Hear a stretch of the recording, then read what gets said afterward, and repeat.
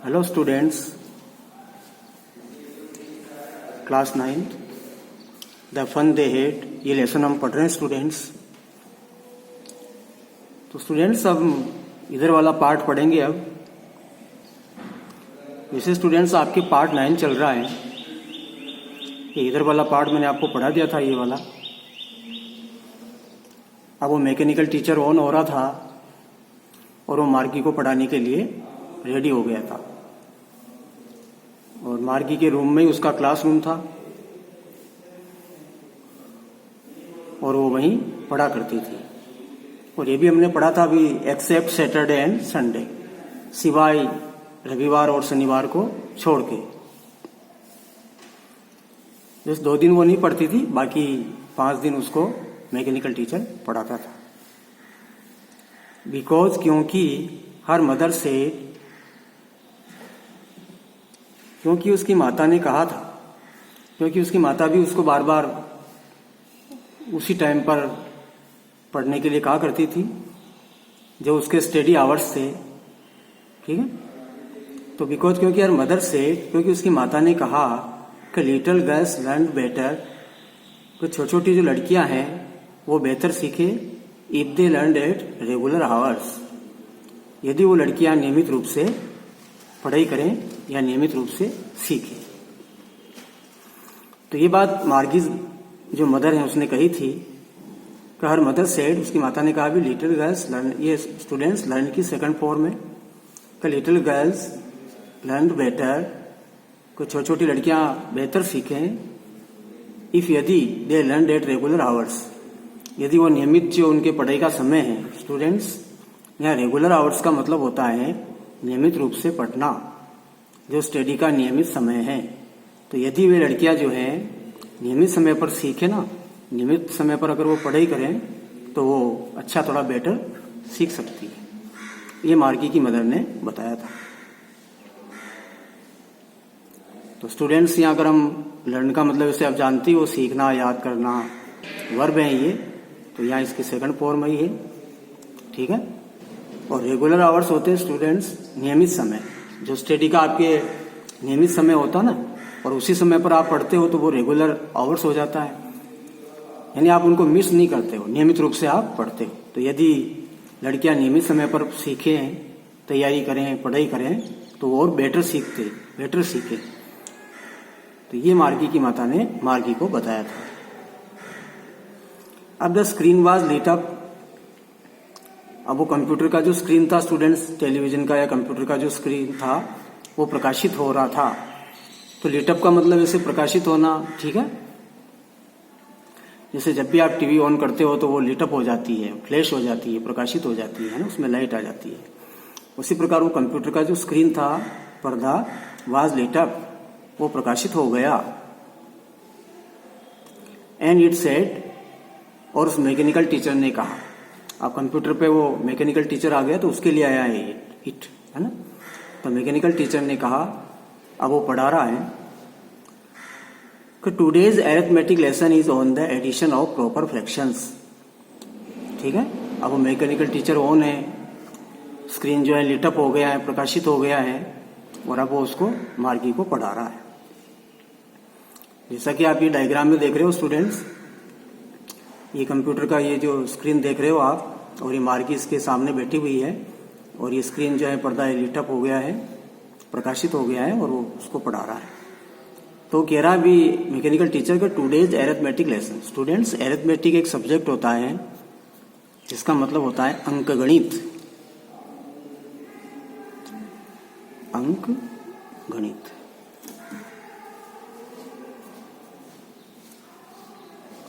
आज का जो हमारा अंकगणित का लेसन है वो उसको मैथमेटिक्स पढ़ा रहा था, जिसमें वो अरिथमेटिक सब्जेक्ट पढ़ रही थी। तो मैकेनिकल टीचर बोलकर कह रहा है इसको कि आज का जो अंकगणित का लेसन है is on the addition of proper fractions, वो एक उचित भिन्नों की जोड़ पर है। जो स्टूडेंट्स फ्रैक्शन कहते हैं या भिन्न, जैसे 2/2, 3, 2/3, ऐसे जो भिन्न होती हैं उसे फ्रैक्शन कहते हैं। और प्रॉपर का मतलब वही है समान भिन्न स्टूडेंट्स, समान भिन्न, समान भिन्न। यानी वही उचित और अनुचित जो भिन्न होती है स्टूडेंट्स। तो अगणित के बारे में वो पढ़ा रहा मैकेनिकल टीचर का। आज का हमारा जो अंगणित का लेसन है ये जो on the addition of proper fractions, वो समान भिन्नों की जोड़ पर हैं। यहाँ एडिशन का मतलब स्टूडेंट्स जोड़, ठीक है। तो प्लीज इंसर्ट यस्टरडेज होमवर्क।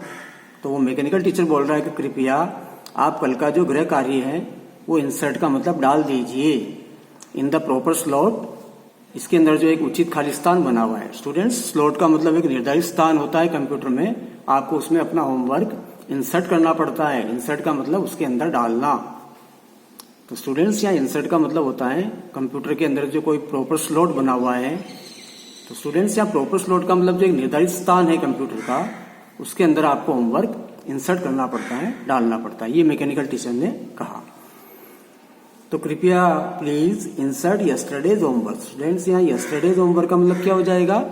कल का जो गृह कार्य है उसको इंसर्ट का मतलब डाल दीजिए इन द प्रॉपर स्लॉट। एक इसके निर्धारित खाली स्थान में आप डाल दीजिए। तो ये स्लॉट मीनिंग स्टूडेंट्स पहले भी आया था, मैंने बताया था। स्लॉट का मतलब खाली स्थान, जो निर्धारित स्थान होता है कंप्यूटर में, आप उसमें कल का होमवर्क डाल दीजिए। तो उसको मैकेनिकल टीचर चेक कर लेगा और जो मार्क्स हैं वो दे देगा वो।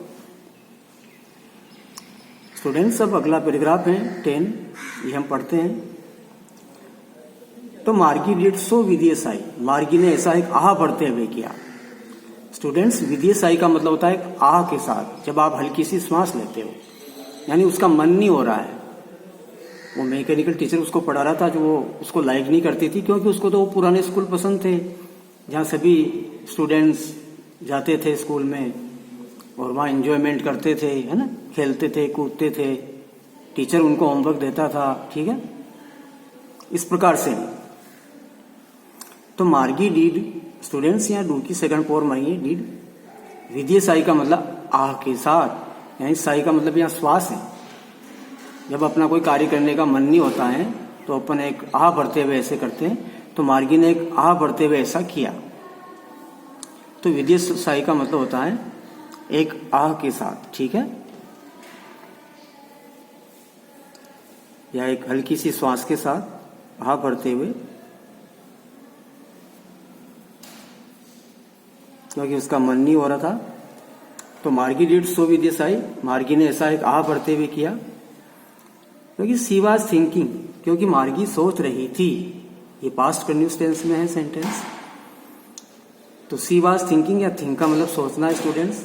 मार्गी सोच रही थी अबाउट द ओल्ड स्कूल्स, वही पुराने विद्यालय के बारे में मार्गी सोच रही थी।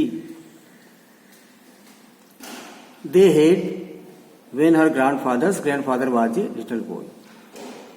तो वो पुराने विद्यालयों के बारे में सोच रही थी जो वो लोग रखा करते थे। किस समय रखा करते थे भाई? किस समय था वो पुराना स्कूल? व्हेन हर ग्रैंडफादर, यानी जब उसके दादाजी के दादाजी भी वाज ए लिटिल बॉय, एक छोटे बच्चे थे। तो वो उस समय के विद्यालय में के बारे में सोच रही थी, जब उसके दादाजी के जो दादाजी हैं ओल्ड टाइम के बारे में बता रही वो। तो उसके दादाजी के दादाजी भी क्या थे भाई? लिटिल बॉय, वो भी छोटे बच्चे थे और वो उस समय विद्यालय में जाया करते थे। तो उनके बारे में वो सोच रही थी। जब ऑल द किड्स, सारे छोटे बच्चे, स्टूडेंट्स, या किड का मतलब जो स्मॉल चिल्ड्रन है उसके लिए आया है, किड का मतलब छोटे बच्चे। तो all the kids from the whole neighbourhood, संपूर्ण पड़ोस के जो सारे छोटे छोटे बच्चे थे। स्टूडेंट्स, ये नेबर से बनता है नेबरहुड।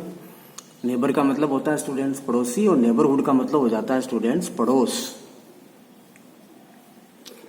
भाई आपके आस पड़ोस जो रहते हैं कोई, वो है। और स्टूडेंट्स, या होल का मतलब होता है सारा का सारा या संपूर्ण, ठीक है, सारा या संपूर्ण। तो ऑल द किड्स का मतलब सारे जो छोटे छोटे बच्चे थे, फ्रॉम द होल नेबरहुड, यानी उस सारे पड़ोस के जो छोटे छोटे बच्चे थे। केम का मतलब वो आते थे, ठीक है, लाफिंग, हंसते हुए, मतलब वो पुराने विद्यालय के बारे में सोच रही थी। जब आस पड़ोस के सारे जो बच्चे थे वो आया करते थे, लाफिंग, हंसते हुए, एंड शाउटिंग, चिल्लाते हुए, in the school yard, school के आंगन में। तो स्टूडेंट, स्कूल यार्ड का मतलब होता है स्कूल का आंगन, ठीक है, यार्ड कहते हैं आंगन को, उसके साथ स्कूल सब जुड़ गया है। आंगन। ठीक है, तो जब आस पड़ोस के सारे बच्चे जो हैं किड्स का, छोटे छोटे बच्चे वो केम आते थे, लाफिंग का मतलब हंसते हुए एंड शाउटिंग चिल्लाते हुए in the school yard, school के आंगन में वो हंसते हुए चिल्लाते हुए आया करते थे। तो उस प्रकार की वो विद्यालय के बारे में सोच रही थी। और sitting together in the classroom, है ना, sitting together in the school room, और वो विद्यालय के कमरे में साथ साथ बैठा करते थे। जैसा कि आप अभी प्रेजेंट टाइम में जो आपके विद्यालय चलते तब आप साथ साथ बैठते हो, टॉकिंग करते हो, फिर टीचर आते हैं आपको पढ़ाते हैं, यानी ऐसे विद्यालयों के बारे में वो थिंकिंग कर रही थी। तो सिटिंग टुगेदर का मतलब सभी स्टूडेंट्स जो थे साथ साथ बैठते थे, इन द स्कूल रूम का मतलब स्कूल के रूम में। और गोइंग होम टुगेदर, फिर साथ साथ ही वो घर जाया करते थे। ठीक है, गोइंग होम टुगेदर का मतलब साथ साथ वो घर जाया करते थे। कब जाया करते थे भी? At the end of the day, दिन की समाप्ति पर, जब आपको स्कूल से छुट्टी हो जाती थी तब। तो at the end of the day का मतलब दिन की समाप्ति पर सभी वो साथ साथ विद्यालय जाया करते थे। तो स्टूडेंट्स या टुगेदर का मतलब साथ साथ। ठीक है, तो at the end of the day, दिन की समाप्ति पर वो साथ साथ स्कूल मतलब साथ साथ घर जाया करते थे। और they learn the same thing, और वो एक ही प्रकार की बातें सीखते थे। जैसे टीचर हिस्ट्री पढ़ा रहा है तो पूरी क्लास के बच्चे हिस्ट्री सीख रहे हैं ना।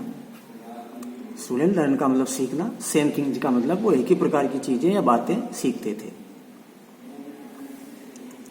सो they could help one another, इसलिए वो एक दूसरे की मदद भी कर सकते थे। विद द होमवर्क का मतलब होमवर्क में वो एक दूसरे की मदद भी कर सकते थे। तो स्टूडेंट्स, प्रेजेंट टाइम में आप एक दूसरे की नोटबुक ले लेते हो, आपका होमवर्क इनकम्प्लीट है तो आपके वो क्लासमेट जो होता है उसकी आप नोटबुक लेकर के होमवर्क कर लेते हो, इससे हेल्प हो जाती है। तो so they could help one another, इसलिए वो एक दूसरे की मदद भी कर सकते थे। विद द होमवर्क का मतलब होमवर्क में, गृह कार्य में, एंड टॉक अबाउट इट, और वो इसके बारे में बातचीत भी कर सकते थे। भाई आपको कोई समझ में नहीं आया तो आप अपने क्लास फेलो से होमवर्क के बारे में टॉक का मतलब बातचीत भी कर सकते थे। And the teachers were people, और सबसे अच्छी बात क्या थी भी, उस समय सभी जो टीचर्स होते थे वो आदमी हुआ करते थे। ठीक है, ठीक है, पीपल का मतलब यहाँ लोग, तो सभी टीचर्स जो थे वो आदमी थे, लोग थे, यानी मैकेनिकल टीचर नहीं थे, वो आदमी थे, मनुष्य थे। अब the mechanical teacher was flashing on, जब मार्गी पढ़ रही थी तो वो यांत्रिक शिक्षक जो था वो प्रकाशित हो रहा था, मतलब वो स्क्रीन जो था वो फ्लैशिंग हो रहा था, चमक रहा था, प्रकाशित कर रहा था। स्क्रीन का मतलब पर्दे को, यानी वो पर्दे पर प्रकाशित हो रहा था। ठीक है, मैकेनिकल टीचर जो था वो स्क्रीन को प्रकाशित कर रहा था, यानी वो स्क्रीन पर चमक रहा था, पर्दे पर चमक रहा था। तो स्टूडेंट्स, फ्लैशिंग का मतलब प्रकाशित होना।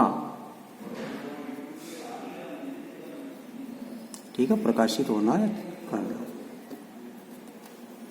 तो मैकेनिकल टीचर उस स्क्रीन पर प्रकाशित हो रहा था और वो पढ़ा रहा था और कह रहा था अभी व्हेन वी ऐड फ्रैक्शंस, तो जब हम भिन्नों को जोड़ते हैं। तो स्टूडेंट्स, यहाँ ऐड का मतलब क्या हो जाएगा? जोड़ना।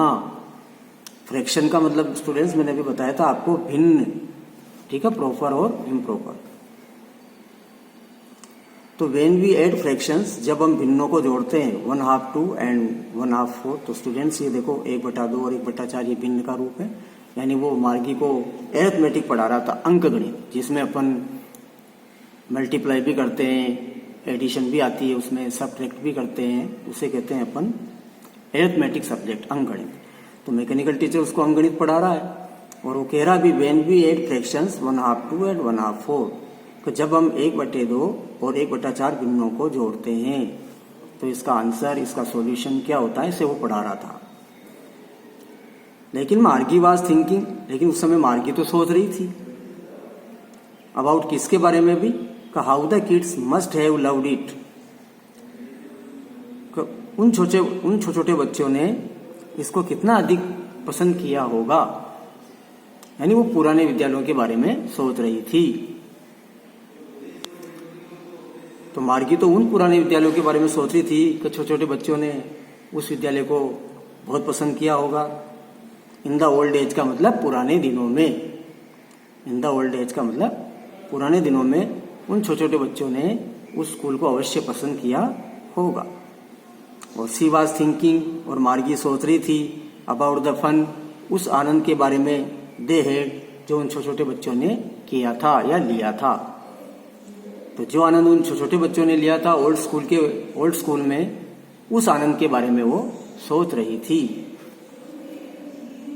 ठीक है स्टूडेंट्स, आपका ये लेसन यहाँ कंप्लीट हो जाता है। इस लेसन का यहाँ एंड हो जाता है।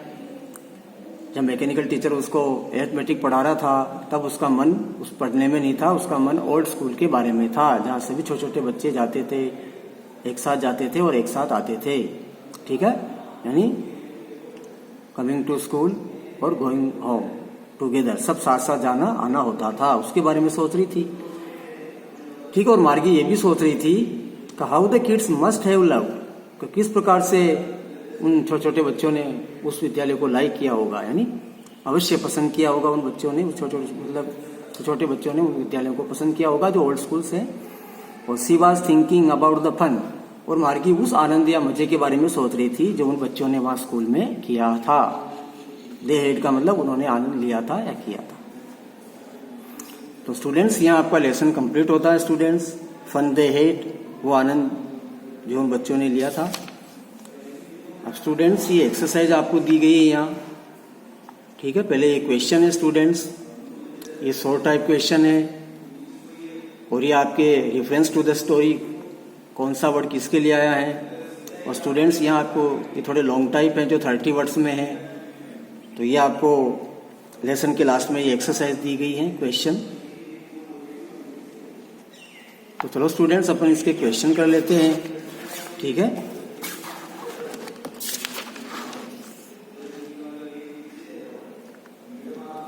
तो देखिए स्टूडेंट्स, ये लेसन फर्स्ट के आपके क्वेश्चन है। Answer these question in a few words, ये आपकी एक्सरसाइज है बुक की, कि इन प्रश्नों का उत्तर कुछ ही शब्दों में दीजिए। इन ए फ्यू वर्ड्स का मतलब कुछ ही शब्दों में। ठीक है, तो कुछ ही शब्दों में देना है स्टूडेंट्स। तो ये शॉर्ट टाइप क्वेश्चन है। अभी आपने लेसन पढ़ लिया है कंप्लीटली, आपने लेसन की जो स्टोरी है यानी अबाउट द स्टोरी, लेसन में क्या कहानी दी गई है स्टूडेंट्स, ये आपने करेक्टली और प्रॉपरली लेसन को समझ लिया है। और लेसन की स्टोरी किसके अबाउट है स्टूडेंट्स, ये मैं आपको ऑलरेडी लेसन में एक्सप्लेन कर चुका हूँ। तो चलो स्टूडेंट्स के क्वेश्चन देख लेते हैं, शॉर्ट टाइप क्वेश्चन। देखिए स्टूडेंट्स, पहला क्वेश्चन क्या है, हाउ ओल्ड आर मार्गी एंड टॉमी। तो स्टूडेंट्स, इस कहानी में दो कैरेक्टर हैं, मार्गी और टॉमी, तो उनकी उम्र क्या है। तो हाउ ओल्ड से जो क्वेश्चन बनता है स्टूडेंट्स, वो उम्र के बारे में होता है। हाउ ओल्ड का मतलब आप कितने साल के हो, आपकी उम्र क्या है। तो इसमें आपको मार्गी और टॉमी की क्या बतानी है स्टूडेंट्स, उम्र बतानी है। तो आपने लेसन पढ़ा है कि मार्गी is 11 and Tommy is 13 years old. तो लेसन में लिखा हुआ था स्टूडेंट्स, मार्गी 11 वर्ष की है और टॉमी जो है 13 वर्ष का है। स्टूडेंट्स, ये आंसर प्रेजेंट में है, इसलिए अपन ने इसको प्रेजेंट में दिया है। ठीक है, हाउ ओल्ड आर मार्गी एंड टॉमी, मार्गी और टॉमी की उम्र कितनी है, उनकी उम्र क्या है। तो अपन लिख देंगे इस प्रकार से, मार्गी is 11 and Tommy is 13 years old. मार्गी 11 वर्ष की है और टॉमी जो है 13 वर्ष का है। स्टूडेंट्स, देखिए इसमें नेक्स्ट क्वेश्चन, व्हाट डिड मार्गी राइट इन हर डायरी। मार्गी ने अपनी डायरी में क्या लिखा था। स्टूडेंट्स, जब हम लेसन पढ़ रहे थे तो मार्गी ने डायरी में कुछ बात लिखी थी, एक वाक्य लिखा था, वही वाक्य वही स्टेटमेंट आपको इसमें देना है। तो जब हम लेसन पढ़ रहे थे तो सबसे पहले उसने डायरी में क्या लिखा था। तो स्टूडेंट्स, ये पास्ट सिंपल टेंस का क्वेश्चन है। जब क्वेश्चन वर्ड के आगे WH टाइप के आगे डिड हेल्पिंग वर्ब आ जाती है तो वो क्वेश्चन पास्ट सिंपल में होता है। तो आपको उसका आंसर था, थे या पास्ट सिंपल टेंस में देना पड़ेगा, यानी सब्जेक्ट, सेकंड फॉर्म और ऑब्जेक्ट। तो व्हाट डिड मार्गी राइट इन हर डायरी, मार्गी ने अपनी डायरी में क्या लिखा था। ठीक है स्टूडेंट्स, इसका आंसर हो जाएगा मार्गी रोट। तो स्टूडेंट्स, अपन क्या करेंगे, पास्ट सिंपल टेंस में लिख रहे हैं तो अपन ने राइट को क्या कर दिया, रोट कर दिया। तो मार्गी रोट इन हर डायरी, मार्गी ने अपनी डायरी में लिखा था। अब स्टूडेंट्स, क्या लिखा था, जो अपन थोड़ा कोमा लगा के वो स्टेटमेंट को लिख देंगे। तो मार्गी ने अपनी डायरी में क्या लिखा था अभी, टुडे आज Tommy found a real book, आज टॉमी को एक वास्तविक किताब मिल गई थी। ठीक है, फाइंड की सेकंड फॉर्म फाउंड है यहाँ। तो स्टूडेंट्स, ये किताब में लिखा हुआ वाक्य है, अपन ने स्टार्टिंग में बिगिनिंग में ये पढ़ा था, जो मार्गी ने अपनी डायरी में लिखा था। ठीक है। तो अपन इसको कोमाज में लिख देंगे स्टूडेंट्स, इन्वर्टेड कोमाज में कर देना, स्टेटमेंट है ये। तो हम इस सेंटेंस को इन्वर्टेड कोमाज में लॉक कर देंगे। तो मार्गी ने अपनी डायरी में लिखा था कि टुडे आज Tommy found a real book, कि आज टॉमी को एक वास्तविक किताब मिल गई थी। तो स्टूडेंट्स ये वास्तविक किताब कौन सी थी भाई? वही ओल्ड बुक जो क्रिंकली थी, पुरानी थी, है ना, जिसमें पेज जो थे येलो थे, पीले थे, पुरानी बुक, ठीक है। तो ये बात मार्गी ने अपनी डायरी में लिखी थी कि आज टॉमी को एक वास्तविक किताब, फाउंड का मतलब मिल गई थी। तो ये इसका करेक्ट आंसर हो जाएगा। तो स्टूडेंट्स ये टुडे से लगाकर यहाँ तक ये स्टेटमेंट होने से अपन इसको कोमाज में पे कर देंगे। तो आज टॉमी को वास्तविक किताब मिल गई थी। तो स्टूडेंट्स इसका थर्ड क्वेश्चन पढ़ लेते हैं। हैड मार्गी ever seen a book before? ठीक है, क्या मार्गी ने कभी ऐसी किताब देखी थी पहले कभी? अब स्टूडेंट देखिए इसमें हेल्पिंग वर्ब पहले आ गई, हालांकि ये पास्ट परफेक्ट टेंस है स्टूडेंट्स। तो जब भी आपकी जो हैव हेल्पिंग वर्ब है या हेड हेल्पिंग वर्ब है या इजेमार हेल्पिंग वर्ब है या वाज वर्ब, जब वो सब्जेक्ट के पहले आ जाती हैं तो हम उसका आंसर यस नो में देते हैं। तो हैड मार्गी एवर सीन, क्या कभी मार्गी देख चुकी थी ए बुक बिफोर? एक किताब पहले भी, क्या मार्गी ने कभी पहले भी किताब देखी थी क्या? इस प्रकार की ओल्ड बुक, पुरानी किताबें नहीं देखी थी उसने। वो तो मैकेनिकल टीचर उसको पढ़ाता था और सारी किताबें कंप्यूटर के अंदर ही होती थी, वो टेलीबुक्स से पढ़ती थी। तो मार्गी ने इस प्रकार की किताब पहले नहीं देखी थी, तो अपने को आंसर फिर नेगेटिव में देना है। क्या मार्गी ने पहले भी कभी ये किताब देखी थी? तो आप कहोगे भी नो, नहीं, मार्गी had never seen a book before. मार्गी ने ऐसी किताब पहले कभी नहीं देखी थी या वो कभी नहीं देख चुकी थी। तो अपन क्या करेंगे, आप चाहे तो हेड नोट में भी दे सकते हो आंसर, और नेवर अपन ने ये नेगेटिव एडवर्ब है स्टूडेंट्स, कभी नहीं, ये लगा दिया अपन ने। और ये थर्ड फॉर्म है, मार्गी हैड नेवर सीन, मार्गी कभी नहीं देख चुकी थी ए बुक, ए किताब, बिफोर का मतलब पहले, यानी मार्गी ने किताब पहले कभी नहीं देखी थी। तो उसने ऐसी ओल्ड बुक्स पहले कभी देखी नहीं थी, इसलिए अपन ने इसको नेगेटिव में दिया आंसर।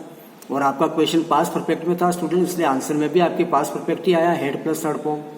और आपने हेड क्या गई, एडवर्ब लगा दिया है नेवर, ठीक है। या आप चाहो तो मार्गी had not seen a book, ठीक, बिफोर, पहले कभी नहीं देख चुकी थी वो, इस प्रकार भी लिखा जा सकता है।